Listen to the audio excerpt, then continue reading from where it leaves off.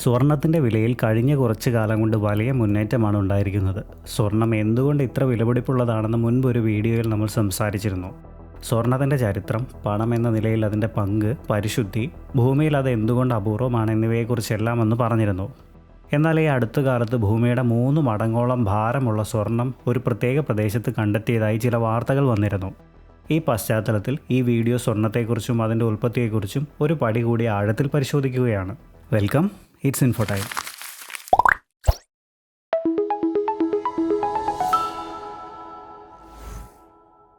Fusion പ്രവർത്തനങ്ങൾ വഴിയാണ് നക്ഷത്രങ്ങളിൽ വിവിധ മൂലകങ്ങൾ രൂപപ്പെടുന്നത്.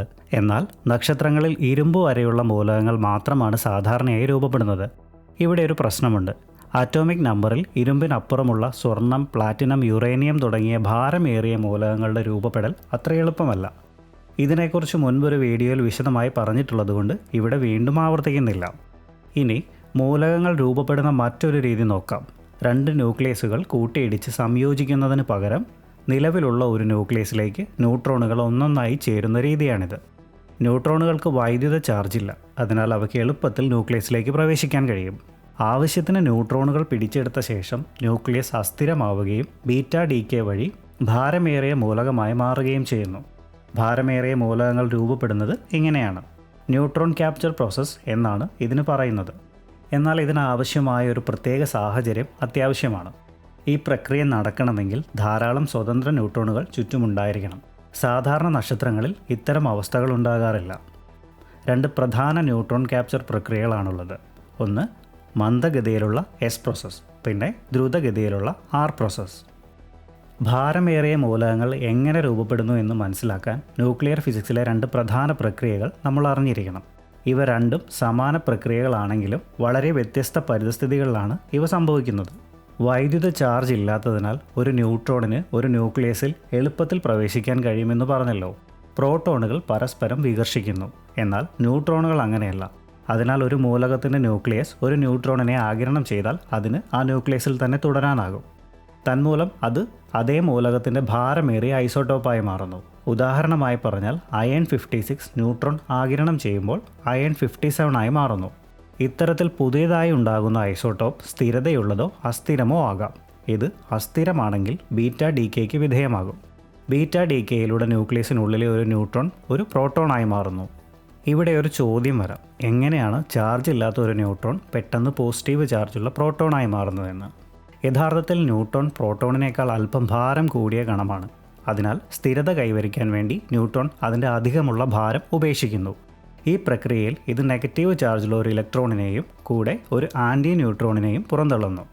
നെഗറ്റീവ് ചാർജ് നഷ്ടമാകുന്നതോടെ ബാക്കിയാകുന്നത് പോസിറ്റീവ് ചാർജുള്ള പ്രോട്ടോണാണ്. ഇങ്ങനെ ആറ്റോമിക നമ്പർ കൂടുകയും അതൊരു പുതിയ മൂലകമായി മാറുകയും ചെയ്യുന്നു. ഉദാഹരണത്തിന് അയൺ 59 ബീറ്റാ ഡീകേയിലൂടെ കൊബാൾട്ട് 59 ആയി മാറുന്നു. അതായത് ന്യൂട്രോണുകൾ പിടിച്ചടക്കുകയും പിന്നീട് ബീറ്റാ ഡീകേക്ക് വിധേയമാകുകയും ചെയ്യുന്നതിലൂടെ ന്യൂക്ലിയസ് കൂടുതൽ ഭാരമേറിയ മൂലകങ്ങളിലേക്ക് നീങ്ങുന്നു. ഇരുമ്പിനും അപ്പുറം പീരിയോഡിക് ടേബിൾ വളരുന്നത് ഇങ്ങനെയാണ്.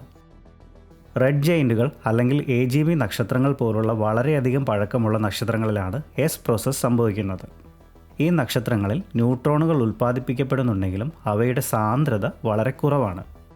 ഇവ ആയുസിൻ്റെ അവസാന ഘട്ടത്തിൽ എത്തി നിൽക്കുന്ന നക്ഷത്രങ്ങളാണ്.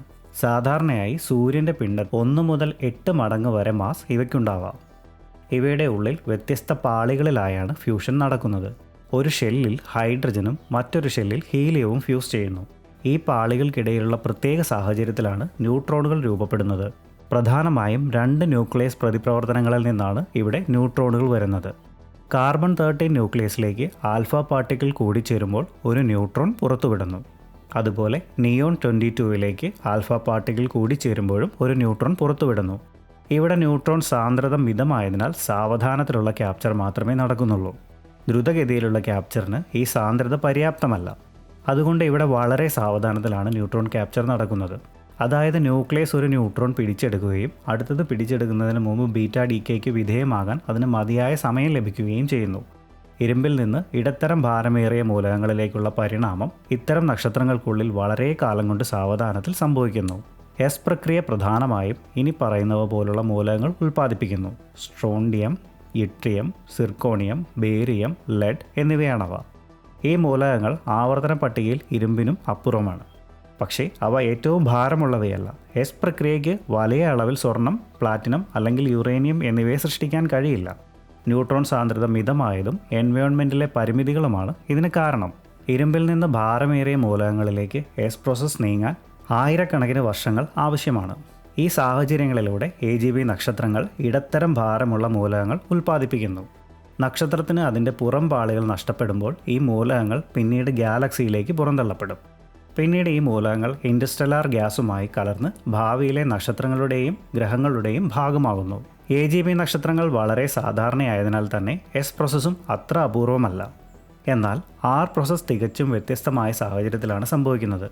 ഇതിനൊരു എക്സ്ട്രീം അന്തരീക്ഷം ആവശ്യമാണ്. വളരെ ഉയർന്ന ന്യൂട്രോൺ സാന്ദ്രത, വളരെ ഉയർന്ന താപനില, ഒരു ചെറിയ സമയപരിധി, ഇതെല്ലാം ഒത്തുവരുമ്പോഴാണ് ഇത് സംഭവിക്കുന്നത്. ഇവിടെ ന്യൂക്ലിയസ് വളരെ വേഗത്തിൽ ന്യൂട്രോണുകളെ ആഗിരണം ചെയ്യുന്നു. അതിലൂടെ ഇത്തരം ന്യൂക്ലിയസുകൾ വളരെ വേഗത്തിൽ ന്യൂട്രോൺ സമ്പുഷ്ടവും അസ്ഥിരവുമായി മാറുന്നു. പിന്നീട് ന്യൂട്രോൺ ബൊംബാർഡ്മെൻറ്റ് നിലച്ചതിന് ശേഷം ഈ അസ്ഥിരമായ എല്ലാ ന്യൂക്ലിയസുകളും ഒന്നിലധികം ബീറ്റാ ഡീക്കേക്ക് വിധേയമാകുന്നു. ഇതിലൂടെ പ്രപഞ്ചത്തിലെ ഏറ്റവും ഭാരമേറിയ സ്ഥിരതയുള്ള മൂലകങ്ങൾ ഉൽപ്പാദിപ്പിക്കപ്പെടുന്നു. R പ്രോസസ്സിലൂടെ രൂപം കൊള്ളുന്ന മൂലകങ്ങളിൽ സ്വർണം, പ്ലാറ്റിനം, തോറിയം, യുറേനിയം തുടങ്ങിയവ ഉൾപ്പെടുന്നു. ശാന്തമോ സ്ഥിരതയുള്ളതോ ആയ അന്തരീക്ഷത്തിൽ ഈ മൂലകങ്ങൾ ഉൽപ്പാദിപ്പിക്കപ്പെടുന്നില്ല. മറിച്ച് അവയ്ക്കൊരു സ്ഫോടനാത്മകമോ വിനാശകരമോ ആയ എക്സ്ട്രീം എൻവയോൺമെൻറ്റ് ആവശ്യമാണ്. ന്യൂട്രോൺ സാന്ദ്രത R പ്രക്രിയയ്ക്ക് ഒരു ക്യൂബിക് സെൻറ്റിമീറ്ററിൽ 10⁻20 മുതൽ 10⁻30 വരെ ആവശ്യമാണ്. അതായത് 1 ശേഷം 20 മുതൽ 30 പൂജ്യം വരെ വരുന്ന സംഖ്യ. ചിന്തിക്കാവുന്നതിലും വളരെ വലുതാണിത്. ഒരു സാധാരണ നക്ഷത്രത്തിലെ അന്തരീക്ഷത്തിൽ സൃഷ്ടിക്കാൻ കഴിയുന്നതിനേക്കാൾ വളരെ അപ്പുറമാണിത്. ചില ആസ്ട്രോഫിസിക്കൽ ഇവൻറ്റുകളിലൂടെ മാത്രമേ അത്തരം അവസ്ഥകൾ സൃഷ്ടിക്കപ്പെടുന്നുള്ളൂ. ഒരുപക്ഷെ ചില വളരെ അപൂർവ ഇനത്തിൽപ്പെടുന്ന സൂപ്പർനോവകളിലൂടെയോ മറ്റോ. എന്നാൽ ഇന്ന് ലഭ്യമാകുന്ന നിരീക്ഷണ തെളിവുകൾ കാണിക്കുന്നത് ന്യൂട്രോൺ സ്റ്റാർ മെർജറുകളാണ് ഈ പ്രോസസ്സിൻ്റെ പ്രാഥമിക ഉറവിടമെന്നാണ്. R പ്രോസസ്സ് മില്ലി സെക്കൻഡുകൾക്കുള്ളിലാണ് സംഭവിക്കുന്നത്. അതുകൊണ്ട് ഇതിനെ ദ്രുതഗതിയിലുള്ളത് എന്ന് വിളിക്കുന്നത്. ഈ ചെറിയ നിമിഷത്തിൽ തന്നെ ന്യൂക്ലിയസ് ഡസൻ കണക്കിന് ന്യൂട്രോണുകൾ പിടിച്ചെടുക്കാൻ സാധ്യതയുണ്ട്. പ്രപഞ്ചത്തിലെ മൂലകങ്ങളുടെ അളവൊന്ന് പരിശോധിക്കുകയാണെങ്കിൽ ഭാരമേറിയ മൂലകങ്ങളിൽ ഭൂരിഭാഗവും വളരെ കുറഞ്ഞ അളവിലാണ് കാണപ്പെടുന്നത്. എന്നാൽ ഗ്രാഫിൽ നോക്കിയാൽ 2 സ്ഥലങ്ങളിൽ മാത്രം മൂലകങ്ങളുടെ അളവ് കുത്തനെ കൂടി നിൽക്കുന്നതായി കാണാം. ഇതിനെ അബൻഡൻസ് പീക്ക് എന്നാണ് വിളിക്കുന്നത്. എന്തുകൊണ്ടാണ് ഇങ്ങനെ 2 സ്ഥലങ്ങളിൽ മാത്രം മൂലകങ്ങൾ കുന്നുകൂടുന്നത്? ഇതിന് കാരണം ന്യൂക്ലിയർ ഫിസിക്സിലെ ചില മാജിക് നമ്പേഴ്സാണ്. ന്യൂക്ലിയസിലെ ന്യൂട്രോണുകളുടെ എണ്ണം ചില പ്രത്യേക സംഖ്യകളിൽ എത്തുമ്പോൾ, ഉദാഹരണത്തിന് 82, 126 ഒക്കെ വരുമ്പോൾ ഈ ന്യൂക്ലിയസിന് അസാധാരണമായ സ്ഥിരത ലഭിക്കുന്നു. വേഗത്തിൽ നടക്കുന്ന R പ്രോസസ്സ് പോലും ഇത്തരം മാജിക് നമ്പറുകളിൽ എത്തുമ്പോൾ ഒന്ന് സ്ലോ ആവുന്നു. ഹൈവേയിൽ ബ്ലോക്ക് വരുമ്പോൾ വാഹനങ്ങൾ കുടുങ്ങിക്കിടക്കുന്നത് പോലെ ഈ പോയിന്റുകളിൽ ധാരാളം മാറ്റങ്ങൾ രൂപപ്പെടുകയും കുമിഞ്ഞുകൂടുകയും ചെയ്യുന്നു. ഇതിൽ ആദ്യത്തെ പീക്ക് വരുന്നത് അറ്റോമിക് മാസ് 130-അടുത്താണ്. ഉദാഹരണം ടെലൂറിയം, സിനോൺ. എന്നാൽ രണ്ടാമത്തെ പീക്ക് നമുക്ക് വളരെ പ്രധാനമാണ്. ആറ്റോമിക് മാസ് 195-അടുത്ത് വരുന്ന വലിയ ശേഖരത്തിലാണ് സ്വർണവും പ്ലാറ്റിനവും എല്ലാം ഉൾപ്പെടുന്നത്. R പ്രോസസ്സിൻ്റെ ട്രാഫിക് ബ്ലോക്കിൽ കുടുങ്ങി നിർമ്മിക്കപ്പെട്ടവയാണ് നമ്മൾ ഇന്ന് കാണുന്ന സ്വർണമെല്ലാം എന്നർത്ഥം. ഭാരമേറിയ മൂലകങ്ങളുടെ ഉൽപ്പാദനവുമായി ബന്ധപ്പെട്ട് R പ്രോസസ് സിദ്ധാന്തം ഉപയോഗിച്ച് കണക്കാക്കുമ്പോൾ ലഭിക്കുന്ന കണക്കുകളും പ്രപഞ്ചത്തിൽ യഥാർത്ഥത്തിൽ നിരീക്ഷിക്കപ്പെടുന്ന അബൻഡൻസ് പീക്കുമായി കൃത്യമായി ഒത്തുപോകുന്നുണ്ട്. വർഷങ്ങളോളം സാധാരണ സൂപ്പർനോവകളിലാണ് R പ്രോസസ് പ്രധാനമായും നടക്കുന്നതെന്ന് ശാസ്ത്രജ്ഞർ വിശ്വസിച്ചിരുന്നു. ഈ ആശയം പഴയ മോഡലുകളെ അടിസ്ഥാനമാക്കിയുള്ളതായിരുന്നു. എന്നാൽ ആധുനിക സിമുലേഷനുകൾ കാണിക്കുന്നത് ഈ സ്ഫോടനങ്ങളിലെ ഇജക്റ്റർ, അതായത് പുറന്തള്ളുന്ന പദാർത്ഥങ്ങൾ, ന്യൂട്രോൺ സമ്പുഷ്ടമല്ല, പ്രോട്ടോൺ സമ്പുഷ്ടമാണ് എന്നാണ്. സ്ഫോടന സമയത്ത് ധാരാളം ന്യൂട്രിനോകൾ പുറത്തു വരുന്നുണ്ട്. ഈ ന്യൂട്രോണുകളെ പ്രോട്ടോണുകളാക്കി മാറ്റുന്നത് കൊണ്ടാണ് ഇങ്ങനെ സംഭവിക്കുന്നത്. തൽഫലമായി അവയ്ക്ക് സ്ട്രോൺഷ്യം പോലുള്ള ഭാരം കുറഞ്ഞ R പ്രോസസ് മൂലകങ്ങൾ മാത്രമേ ഉൽപ്പാദിപ്പിക്കാൻ കഴിയൂ. സ്വർണം, പ്ലാറ്റിനം, യുറേനിയം എന്നിവ വലിയ അളവിൽ നിർമ്മിക്കാൻ സാധാരണ സൂപ്പർനോവകൾക്ക് കഴിയില്ല. ഇനി മറ്റൊരു സാധ്യതയുള്ളത് കൊളാപ്സറുകളാണ്, അതായത് മാഗ്നെറ്റോ റൊട്ടേഷണൽ സൂപ്പർനോവകൾ. ഇവ വളരെ അപൂർവവും അസാധാരണവുമായ നക്ഷത്ര സ്ഫോടനങ്ങളാണ്. ഇവിടെ നക്ഷത്രം വളരെ വേഗത്തിൽ കറങ്ങുന്നു. അതുകൊണ്ട് തന്നെ ഈ നക്ഷത്രത്തിന് വളരെ ശക്തമായ കാന്തികക്ഷേത്രമുണ്ടായിരിക്കും. ഇത്തരം കൊളാപ്സുകൾ ഉയർന്ന എനർജി ജെറ്റുള്ള ഒരു ബ്ലാക്ക് ഹോളിനെയാണ് സൃഷ്ടിക്കുന്നത്. ഈ സംഭവങ്ങൾ ഭാരമേറിയ R പ്രോസസ് മൂലകങ്ങൾ സൃഷ്ടിച്ചേക്കാം. എന്നാൽ ഇത്തരം ഇവൻറ്റ്സ് വളരെ അപൂർവമാണ്. ഇക്കാര്യത്തിൽ അവയുടെ കൃത്യമായ പങ്കിനെക്കുറിച്ചും ഇപ്പോഴും പഠനങ്ങൾ നടക്കുകയാണ്. ഗാലക്സിയിലെ മുഴുവൻ R പ്രോസസ് മൂലകങ്ങളുടെയും ഒറിജിൻ വിശദീകരിക്കാൻ ഈ സംഭവങ്ങൾ മാത്രം മതിയാകില്ലെന്നാണ് നിലവിലെ തെളിവുകൾ സൂചിപ്പിക്കുന്നത്. ഇന്ന് ലഭ്യമായ തെളിവുകൾ സൂചിപ്പിക്കുന്നത് ന്യൂട്രോൺ സ്റ്റാർ മെർജറുകൾ നടക്കുന്ന സമയത്താണ് പ്രധാനമായും സ്റ്റാർ പ്രോസസ് സംഭവിക്കുന്നതെന്നാണ്. ഇതിലേക്ക് കടക്കും മുമ്പ് എന്താണ് ന്യൂട്രോൺ സ്റ്റാർസ് എന്ന് നോക്കാം. സൂര്യൻ്റെ പിണ്ഡത്തിൻ്റെ ഏകദേശം 8 മുതൽ 25 മടങ്ങ് വരെ ഭാരമുള്ള ഒരു ഭീമൻ നക്ഷത്രം ഒരു കോർ കൊളാപ്സ് സൂപ്പർനോവയായി പൊട്ടിത്തെറിക്കുമ്പോഴാണ് ന്യൂട്രോൺ നക്ഷത്രം ഉണ്ടാകുന്നത്. നക്ഷത്രത്തെ നിലനിർത്തുന്ന ഇന്ധനം തീരുന്നതോടെ കോർ സ്വന്തം ഗുരുത്വാകർഷണത്താൽ ചുരുങ്ങാൻ തുടങ്ങുന്നു. ഈ സമയത്തുണ്ടാകുന്ന ശക്തമായ പ്രഷർ കാരണം പ്രോട്ടോണുകളും ഇലക്ട്രോണുകളും കൂടിച്ചേർന്ന് ന്യൂട്രോണുകൾ രൂപപ്പെടാൻ നിർബന്ധിതരാകുന്നു. എന്നാൽ ന്യൂട്രോണുകൾ നൽകുന്ന തിരിച്ചുള്ള പ്രഷർ കാരണം ഈ ചുരുങ്ങൽ പെട്ടെന്ന് നിലയ്ക്കുന്നു. തുടർന്ന് പുറം പാളികൾ പുറത്തേക്ക് പൊട്ടിത്തെറിക്കുകയും അതിസാന്ദ്രമായ ന്യൂട്രോൺ കോർ മാത്രം അവശേഷിക്കുകയും ചെയ്യുന്നു. ഈ ശേഷിക്കുന്ന കോറാണ് ന്യൂട്രോൺ നക്ഷത്രം. ഇവയ്ക്ക് സാധാരണയായി സൂര്യൻ്റെ 1.4 മടങ്ങ് മാസും എന്നാൽ വെറും 20 കിലോമീറ്റർ വ്യാസവും മാത്രമേ ഉണ്ടാകൂ. ഇതിൻ്റെ സാന്ദ്രത ചിന്തിക്കാവുന്നതിലും അപ്പുറമാണ്.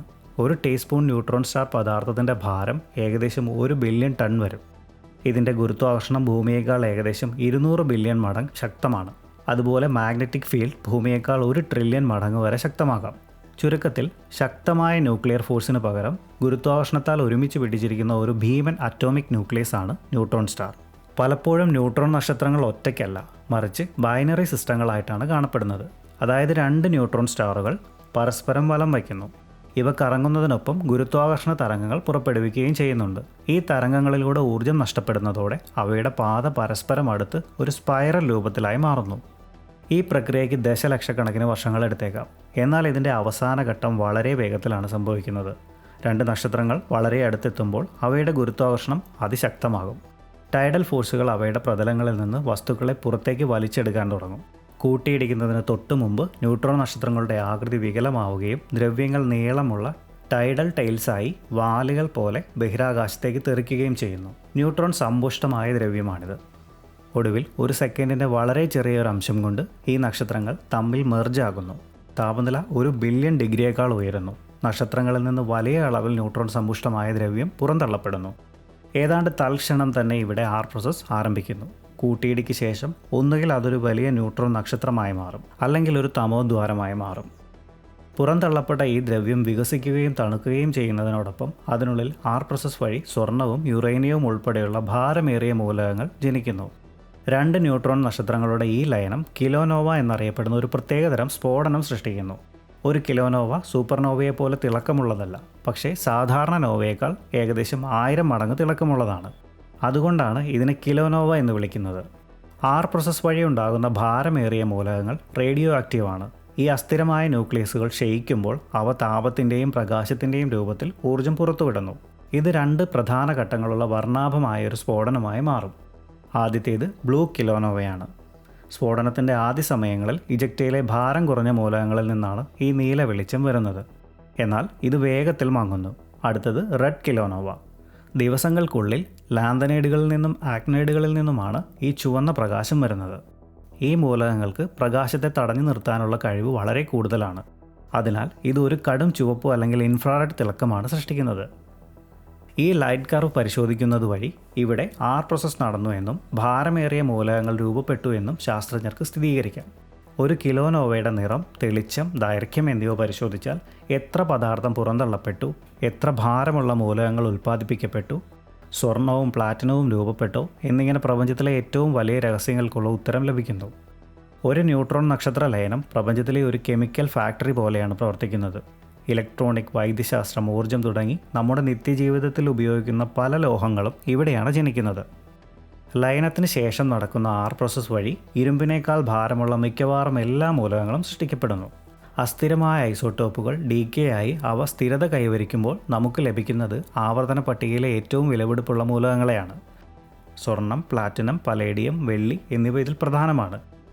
കൂടാതെ സ്മാർട്ട് ഫോണുകളിലും മറ്റും ഉപയോഗിക്കുന്ന റെയർ എർത്ത് എലമെൻറ്റ്സ് അഥവാ ലാന്തനൈഡുകൾ, ആണവോർജ്ജത്തിന് ഉപയോഗിക്കുന്ന യുറേനിയം, തോറിയം തുടങ്ങിയ ആക്ടിനൈഡുകൾ ഇവയെല്ലാം ഈ ഒരു സംഭവത്തിൽ നിന്ന് ഉത്ഭവിക്കുന്നവയാണ്.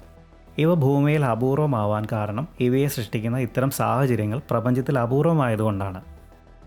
ഇതിലേറ്റവും അത്ഭുതകരമായ ഒരു കാര്യം നമ്മുടെ ഭൂമിയുടെ നിലനിൽപ്പ് തന്നെ ഈ കോസ്മിക് സ്ഫോടനങ്ങളുമായി ബന്ധപ്പെട്ടിരിക്കുന്നു എന്നതാണ്. മെർജർ സമയത്ത് രൂപം കൊള്ളുന്ന യുറേനിയം, തോറിയം തുടങ്ങിയ മൂലകങ്ങൾക്ക് വളരെ നീണ്ട അർദ്ധായുസ്സുണ്ട്.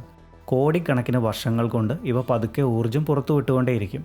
ഇന്ന് ഭൂമിയിൽ ഭൗമാന്തർഭാഗത്തെ ചൂടിൻ്റെ വലിയൊരു ഭാഗത്തിന് കാരണം അവിടെയുള്ള തോറിയത്തിൻ്റെയും യുറേനിയത്തിൻ്റെയും റേഡിയോ ആക്റ്റീവ് പ്രവർത്തനമാണ്. അതായത് ഭൂമിയിലെ പ്ലേറ്റ് ടെക്ടോണിക്സും അഗ്നിപർവ്വത പ്രവർത്തനങ്ങളും എന്തിന് നമ്മുടെ കാന്തിക ക്ഷേത്രം പോലെ നിലനിർത്താൻ സഹായിക്കുന്നത് പുരാതനമായ ഏതോ ന്യൂട്രോൺ സ്റ്റാർ മെർജറിൽ രൂപം കൊണ്ട മൂലകങ്ങളാണ്. ഇനി നമുക്കിതിൻ്റെ അളവൊന്ന് പരിശോധിക്കാം. മെർജർ ടൈമിൽ പുറന്തള്ളപ്പെടുന്ന ആകെ മാസ് സോളാർ മാസിൻ്റെ 0.03 മുതൽ 0.05 മടങ്ങ് വരെ വരാം. ഇത് കേൾക്കുമ്പോൾ വളരെ ചെറുതായി തോന്നാം. എന്നാൽ ന്യൂട്രോൺ സമ്പുഷ്ടമായ 10,000 ഭൂമികൾക്ക് തുല്യമായ ഭാരമാണിത്. ഇതിൽ സ്വർണം എന്നത് പുറന്തള്ളപ്പെട്ട വസ്തുക്കളുടെ വളരെ ചെറിയൊരു ശതമാനം മാത്രമാണ്. പക്ഷേ ആ ചെറിയ ശതമാനം പോലും ഭൂമിയുടെ മൊത്തം ഭാരത്തേക്കാൾ വലിയ മടങ്ങ് അധികമായിരിക്കും. ഗാലക്സിയിലെ പുരാതന നക്ഷത്രങ്ങളെ നിരീക്ഷിക്കുമ്പോൾ അവയിൽ ഭാരമേറിയ മൂലകങ്ങൾ കാണപ്പെടുന്നത് പ്രോസസ് പ്രവചിക്കുന്ന അതേ അനുപാതത്തിലാണ്. ഇത് തെളിയിക്കുന്നത് പ്രപഞ്ചത്തിലെ ഭാരമേറിയ മൂലകങ്ങളുടെ ഭൂരിഭാഗവും ഉൽപ്പാദിക്കപ്പെട്ടത് സൂപ്പർനോവകളിലല്ല, മറിച്ച് ഇത്തരം ന്യൂട്രോൺ സ്റ്റാർ മെർജറുകളിലാണെന്നാണ്. ഇനി നമുക്ക് ആദ്യം പറഞ്ഞ ആ വാർത്തയിലേക്ക് വരാം. ഭൂമിയുടെ 3 ഇരട്ടി ഭാരമുള്ള സ്വർണം ഒരൊറ്റ സ്ഥലത്ത് കണ്ടെത്തിയെന്ന് പറഞ്ഞല്ലോ. അതിലേക്ക് നയിച്ചത് ഒരു ചരിത്രപരമായ കണ്ടുപിടുത്തമാണ്. 2017 ഓഗസ്റ്റ് 17 ലെഗോ വിർഗോ ഒബ്സർവേറ്ററികൾ ചേർന്ന് GW170817 എന്നൊരു ഗ്രാവിറ്റേഷണൽ വേവ് സിഗ്നൽ കണ്ടെത്തുകയുണ്ടായി. ചരിത്രത്തിൽ ആദ്യമായാണ് ഒരു ന്യൂട്രോൺ സ്റ്റാർ മെർജറിൽ നിന്നുള്ള ഗ്രാവിറ്റേഷണൽ വേവ്സ് മനുഷ്യൻ നിരീക്ഷിക്കുന്നത്. എന്താണ് ഈ തരംഗങ്ങൾ എന്ന് വെച്ചാൽ, അതിവേഗത്തിൽ സഞ്ചരിക്കുന്ന ഭീമൻ വസ്തുക്കൾ സ്പേസ് ടൈമിൽ സൃഷ്ടിക്കുന്ന ഓളങ്ങളാണിവ. ശാസ്ത്രജ്ഞർക്ക് ലഭിച്ച ഈ സിഗ്നലിൻ്റെ പാറ്റേൺ, അതായത് വേവ് ഫോം, 2 ന്യൂട്രോൺ നക്ഷത്രങ്ങൾ പരസ്പരം സ്പൈറലായി കറങ്ങി കൂട്ടിയിടിക്കുന്ന പാറ്റേണുമായി കൃത്യമായി പൊരുത്തപ്പെടുന്നു. പ്രകാശരൂപത്തിലുള്ള തെളിവ് ലഭിക്കുന്നതിന് മുൻപ് തന്നെ ഇതൊരു ന്യൂട്രോൺ സ്റ്റാർ ലയനമാണെന്ന് ഇതിലൂടെ സ്ഥിരീകരിക്കപ്പെട്ടു. സിഗ്നലിൽ നിന്ന് നിർണായക വിവരങ്ങളും ലഭിച്ചു. ലയിക്കുന്ന ഓരോ നക്ഷത്രത്തിനും സൂര്യൻ്റെ 1.1നും 1.6നും ഇടയിലുള്ള മാസുണ്ട്. ഭൂമിയിൽ നിന്ന് ഏകദേശം 130 ദശലക്ഷം പ്രകാശവർഷം അകലെയാണ് ഇത് സംഭവിച്ചിരിക്കുന്നത്. ലെഗോ ഈ സംഭവത്തിൻ്റെ ഏകദേശ സ്ഥാനം നൽകിയതോടെ ലോകമെമ്പാടുമുള്ള ദൂരദർശിനികൾ ആകാശത്ത് ആ ഭാഗത്തേക്ക് തിരിഞ്ഞു. മണിക്കൂറുകൾക്കുള്ളിൽ NGC 4993 എന്ന ഗാലക്സിയിൽ തിളക്കമുള്ള ഒരു പുതിയ പൊട്ട് പ്രത്യക്ഷപ്പെട്ടു. GW170817മായി ബന്ധപ്പെട്ട കിലോനോവയായിരുന്നു അത്. ഇത് ആധുനിക ജ്യോതിശാസ്ത്രത്തിലെ ഒരു വിപ്ലവമായിരുന്നു. ഇതിനെ മൾട്ടി മെസ്സഞ്ചർ ആസ്ട്രോണമി എന്ന് വിളിക്കുന്നു. അതായത് ഒരേ സംഭവത്തിൽ നിന്ന് ഗുരുത്വാകർഷണ തരംഗങ്ങളും ഒപ്പം വൈദ്യുത കാന്തിക വികിരണവും നമ്മൾ ഒരേ സമയം നിരീക്ഷിച്ചു. ഈ കിലോനോവയുടെ സ്വഭാവം വളരെ രസകരമായിരുന്നു. ആദ്യത്തെ കുറച്ച് മണിക്കൂറുകളിൽ ഇത് തിളക്കമുള്ള നീല നിറത്താൽ കാണപ്പെട്ടു. എന്നാൽ പിന്നീടുള്ള ദിവസങ്ങളിൽ അത് മങ്ങുകയും കടും ചുവപ്പ് നിറത്തിലേക്ക് മാറുകയും ചെയ്തു. നമ്മൾ നേരത്തെ പറഞ്ഞ പ്രോസസ് അവിടെ നടന്നു എന്നതിൻ്റെ ഏറ്റവും വലിയ തെളിവായിരുന്നു ഈ നിറം മാറ്റം. നീലനിറം ഭാരം കുറഞ്ഞ മൂലകങ്ങളുടെയും പിന്നീട് വന്ന ചുവന്ന നിറം ലാന്തനൈഡുകൾ പോലുള്ള ഭാരമേറിയ മൂലകങ്ങളെയും സൂചിപ്പിച്ചു. കിലോനോവയുടെ തെളിച്ചം അടിസ്ഥാനമാക്കി അവിടെ പുറന്തള്ളപ്പെട്ട വസ്തുക്കളുടെ പിണ്ഡം ശാസ്ത്രജ്ഞർ കണക്കാക്കി. സോളാർ മാസിൻ്റെ ഏകദേശം 0.04 മുതൽ 0.06 വരെ ദ്രവ്യം അവിടെ ഇജക്റ്റ് ചെയ്യപ്പെട്ടിട്ടുണ്ട്. ഇത് 10,000 ഭൂമികൾക്ക് തുല്യമാണ്. ഇതിലൊരു ചെറിയ ശതമാനം മാത്രമേ സ്വർണ്ണമായി മാറുകയുള്ളൂ. ഭൂമിയുടെ പിണ്ഡത്തിൻ്റെ 3 മടങ്ങിലധികം വരും അവിടെ ഉൽപ്പാദിപ്പിക്കപ്പെട്ട സ്വർണം. ഈ സംഭവത്തിന് മുൻപ് ന്യൂട്രോൺ സ്റ്റാർ മെർജറുകൾ ഒരു തിയറി മാത്രമായിരുന്നു. എന്നാൽ GW170817 ഭാരമേറിയ മൂലകങ്ങളുടെ സൃഷ്ടിയെക്കുറിച്ചുള്ള അനിഷേധ്യമായ തെളിവായി മാറി. സ്വർണം, പ്ലാറ്റിനം, യുറേനിയം തുടങ്ങിയവ എവിടെ നിന്ന് വരുന്നു എന്ന മനുഷ്യൻ്റെ കാലങ്ങളായുള്ള ചോദ്യത്തിന് ഉത്തരമായി. ഭൂമിയുടെ 3 ഇരട്ടി ഭാരമുള്ള സ്വർണം എന്ന് കേൾക്കുമ്പോൾ അത് അവിശ്വസനീയമായി തോന്നാം. എന്നാൽ കണക്കുകൾ പരിശോധിച്ചാൽ അത് വ്യക്തമാകും. ഒരു ന്യൂട്രോൺ നക്ഷത്ര ലയന സമയത്ത് ഒരു ചെറിയ നക്ഷത്രത്തിന് സമാനമായ മാസാണ് പുറന്തള്ളപ്പെടുന്നതെന്ന് പറഞ്ഞുവല്ലോ. ഏകദേശം 0.05 സോളാർ മാസ്. ഒരു സോളാർ മാസ് എന്നത് 3,33,000 എർത്ത് മാസിന് തുല്യമാണ്.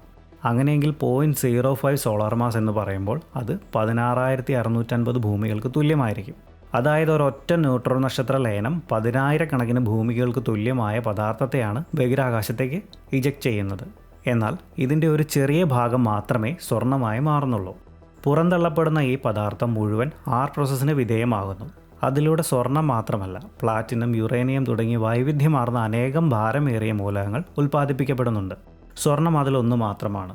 വിവിധ സിമുലേഷനുകൾ പ്രകാരം പുറന്തള്ളപ്പെട്ട മൊത്തം പദാർത്ഥത്തിൻ്റെ വളരെ ചെറിയൊരു ശതമാനം മാത്രമേ സ്വർണ്ണമായി മാറുന്നുള്ളൂ. ഉദാഹരണത്തിന് വെറും 0.02% അല്ലെങ്കിൽ അതിലും കുറവ് മാസ് മാത്രമാണ് സ്വർണ്ണമാകുന്നതെങ്കിൽ പോലും അത് ഭൂമിയുടെ മാസിൻ്റെ 3 മുതൽ 10 മടങ്ങ് വരെ വരും. മൊത്തം പുറന്തള്ളപ്പെട്ട മാസ് അത്രയധികം വലുതായതുകൊണ്ടാണ് ഈ ചെറിയ ശതമാനം പോലും ഇത്രയും വലിയ അളവായി മാറുന്നത്. സ്വർണത്തിൻ്റെ കൃത്യമായ അളവ് പല ഘടകങ്ങളെ ആശ്രയിച്ചിരിക്കും. പുറന്തള്ളപ്പെട്ട ആകെ മാസ്, അതിലെ ന്യൂട്രോണുകളുടെ അളവ്, താപനിലയും സാന്ദ്രതയും, സംഭവത്തിൻ്റെ വ്യൂവിംഗ് ആംഗിൾ, ലാന്തനൈഡുകൾ പ്രകാശത്തെ തടയുന്ന ഒപ്പാസിറ്റി, ഇവയെല്ലാം പരിശോധിച്ചാണ് ഗവേഷകർ ഒരു ഏകദേശ കണക്ക് നൽകുന്നത്. GW170817ൻ്റെ കാര്യത്തിൽ അത് 3 മുതൽ 10 വരെ എർത്ത് മാസ് വരുമെന്നാണ് കണക്കാക്കപ്പെടുന്നത്. ഇനി ഭൂമിയിൽ ഇരുന്നുകൊണ്ട് ശാസ്ത്രജ്ഞർ ഈ കണക്കുകളിലേക്ക് എങ്ങനെയാണ് എത്തുന്നതെന്ന് നോക്കാം. പ്രധാനമായ 3 ഘട്ടങ്ങളിലൂടെയുള്ള ഒരു ഫോറൻസിക് പരിശോധന വഴിയാണ് ഇത് സാധ്യമാവുന്നത്. ആദ്യത്തേത് ഗ്രാവിറ്റേഷണൽ വേവ് അനാലിസിസ്. ആദ്യം ലഭിച്ച സിഗ്നലിൻ്റെ വേവ് ഫോം പരിശോധിച്ചാൽ കൂട്ടിയിടിച്ച നക്ഷത്രങ്ങളുടെ ആകെ ഭാരം എത്രയാണെന്ന് കൃത്യമായി അറിയാൻ കഴിയും. സ്ഫോടനത്തിന് മുൻപ് അവിടെ എത്ര ദ്രവ്യമുണ്ടായിരുന്നു എന്നതിൻ്റെ കണക്ക് ഇതിലൂടെ ലഭിക്കുന്നു. പിന്നെ പ്രകാശത്തിൻ്റെ തീവ്രത അല്ലെങ്കിൽ ഡീകേ ഹീറ്റിംഗ് മോഡലിംഗ്. സ്ഫോടനശേഷം ഉണ്ടായ കിലോനോവയുടെ തിളക്കം എങ്ങനെയാണ് കുറഞ്ഞു വരുന്നതെന്ന് ശാസ്ത്രജ്ഞർ നിരീക്ഷിക്കുന്നു. ഒരു ഫയർ വർക്സിൽ എത്ര വെടിമരുന്നുണ്ടോ അതിനനുസരിച്ചായിരിക്കും അതിൻ്റെ തിളക്കവും അത് കെട്ടുപോകാനെടുക്കുന്ന സമയവും. ഇതുപോലെ കിലോനോവയുടെ പ്രകാശം മങ്ങുന്നതിൻ്റെ തോത് നോക്കി അവിടെ എത്രത്തോളം റേഡിയോ ആക്റ്റീവ്, അതായത് ഭാരമേറിയ മൂലകങ്ങൾ ഡീകേ ആവുന്നുണ്ടെന്ന് കണക്കാക്കാനാകും. അടുത്തത് ന്യൂക്ലിയർ സിമുലേഷനുകൾ. മൊത്തം ഭാരമേറിയ മൂലകങ്ങളുടെ അളവ് കിട്ടിയാൽ അതിൽ എത്ര ഭാഗം സ്വർണ്ണമാണെന്ന് എങ്ങനെ അറിയും? ഇതിനായി സൂപ്പർ കമ്പ്യൂട്ടറുകളിൽ ന്യൂക്ലിയർ സിമുലേഷനുകൾ റൺ ചെയ്യുന്നു. ന്യൂക്ലിയർ ഫിസിക്സിലെ സങ്കീർണമായ നിയമങ്ങളും, അതായത് ന്യൂട്രോൺ ക്യാപ്ചർ നിരക്കുകൾ, ബീറ്റ ഡീകേ നിരക്കുകൾ, ന്യൂക്ലിയർ മാസ് മോഡലുകൾ ഉപയോഗിച്ച് ഈ സ്ഫോടനത്തെ പുനർസൃഷ്ടിക്കുന്നു. ഈ സിമുലേഷനുകൾ കാണിക്കുന്നത് R പ്രോസസ്സ് വഴി ഉണ്ടാകുന്ന മൊത്തം പിണ്ഡത്തിൻ്റെ നിശ്ചിത ശതമാനം, അതായത് 1 മുതൽ 5% വരെ സ്വർണ്ണമായി മാറുമെന്നാണ്. ഈ 3 വിവരങ്ങളും, അതായത് മൊത്തം ഭാരം, പ്രകാശത്തിൽ നിന്നുള്ള കണക്ക്, സിമുലേഷനുകളിൽ നൽകുന്ന ശതമാനം, ഇവ കൂട്ടിച്ചേർക്കുമ്പോഴാണ് ശാസ്ത്രജ്ഞർ ഈ അന്തിമ കണക്കിലേക്ക് എത്തുന്നത്. ഭൂമിയുടെ മാസിൻ്റെ 3 മുതൽ 10 മടങ്ങ് വരെ സ്വർണ്ണമെന്നത്. കിലോനോവുകൾ ഇത്രയധികം മൂലകങ്ങൾ നിർമ്മിക്കുന്നുണ്ടെങ്കിലും ഇത്തരം സ്ഫോടനങ്ങൾ നടക്കാൻ വേണ്ട സാഹചര്യം ഒത്തുവരിക എന്നത് അങ്ങേയറ്റം അപൂർവമാണ്. ആദ്യം 2 ന്യൂട്രോൺ നക്ഷത്രങ്ങൾ വേണം. അവ ബൈനറി സിസ്റ്റം ആയിരിക്കണം. സൂപ്പർനോവ സ്ഫോടനങ്ങളെ അതിജീവിച്ച് അവ പരസ്പരം അകലാതെ നിൽക്കണം. ഇതെല്ലാം ഒത്തുവന്ന് അവ കൂട്ടിയിടിക്കാൻ ദശലക്ഷക്കണക്കിന് വർഷങ്ങളെടുക്കും. കണക്കുകൾ പ്രകാരം ഒരു ഗാലക്സിയിൽ 10,000 മുതൽ 1,00,000 വർഷത്തിലൊരിക്കൽ മാത്രമേ ഇത്തരം ലയനം സംഭവിക്കാറുള്ളൂ. ഇവിടെയാണ് രസകരമായൊരു വൈരുദ്ധ്യം. സംഭവം അപൂർവമാണെങ്കിലും പ്രപഞ്ചത്തിലെ ഭാരമേറിയ മൂലകങ്ങളുടെ സിംഹഭാഗവും നിർമ്മിക്കപ്പെട്ടിരിക്കുന്നത് ഇത്തരം ലയനങ്ങളിലൂടെയാണ്. ഓരോ സ്ഫോടനവും ഉൽപ്പാദിപ്പിക്കുന്ന മൂലകങ്ങളുടെ അളവ് അത്രയധികം വലുതാണെന്നാണ് ഇതിന് കാരണം. ഇതിനുള്ള തെളിവുകൾ ബഹിരാകാശത്ത് പലയിടത്തും ചിതറിക്കിടപ്പുണ്ട്. അതിനെ സ്റ്റെല്ലാർ ആർക്കിയോളജി എന്നാണ് വിളിക്കുന്നത്. നമ്മുടെ ക്ഷീരപഥത്തിൻ്റെ ഹാലോയിലുള്ള ഏറ്റവും പ്രായം കൂടിയ നക്ഷത്രങ്ങളെ പരിശോധിച്ചാൽ അവയിൽ R പ്രോസസ് മൂലകങ്ങളുടെ സാന്നിധ്യം കാണാം. ഏറ്റവും വലിയ തെളിവ് ലഭിക്കുന്നത് റെറ്റിക്കുലം 2 എന്ന ഡ്വാർഫ് ഗാലക്സിയിൽ നിന്നാണ്. ഭൂമിയിൽ നിന്ന് 98,000 പ്രകാശവർഷം അകലെയുള്ള ഈ ചെറിയ ഗാലക്സിയിലെ നക്ഷത്രങ്ങളിൽ ഭാരമേറിയ മൂലകങ്ങളുടെ അളവ് അസാധാരണമായ വിധം കൂടുതലാണ്. സാധാരണ സൂപ്പർനോവകൾക്ക് ഇത്രയും വലിയ അളവിൽ മൂലകങ്ങളെ സൃഷ്ടിക്കാൻ കഴിയില്ല. ശാസ്ത്രജ്ഞർ വിശ്വസിക്കുന്നത് ഈ ഗാലക്സിയുടെ ആദ്യഘട്ടത്തിൽ അവിടെ ഒരൊറ്റ ന്യൂട്രോൺ സ്റ്റാർ ലയനം നടന്നു എന്നാണ്. ആ ഒരൊറ്റ സ്ഫോടനം ആ ചെറിയ ഗാലക്സിയിലെ ഗ്യാസ് ക്ലൗഡിനെ മുഴുവൻ സ്വർണവും പ്ലാറ്റിനവും പോലെയുള്ള ഭാരമേറിയ മൂലകങ്ങൾ കൊണ്ട് സമ്പുഷ്ടമാക്കി. ഈ ഗ്യാസിൽ നിന്നുണ്ടായ നക്ഷത്രങ്ങളാണ് ഇപ്പോൾ ആ ഗാലക്സിയിലുള്ളത്. പ്രപഞ്ചത്തിൻ്റെ പഴയ കാലഘട്ടങ്ങളിൽ നടന്ന ഇത്തരം ലയനങ്ങളുടെ ഫോസിൽ തെളിവുകളാണ് ഈ നക്ഷത്രങ്ങൾ. ചുരുക്കത്തിൽ ഇന്ന് ഭൂമിയിൽ നമ്മൾ കാണുന്ന സ്വർണത്തിൻ്റെ ഭൂരിഭാഗവും നമ്മുടെ സോളാർ സിസ്റ്റം ജനിക്കുന്നതിന് മുൻപേ ഉണ്ടായതാണ്.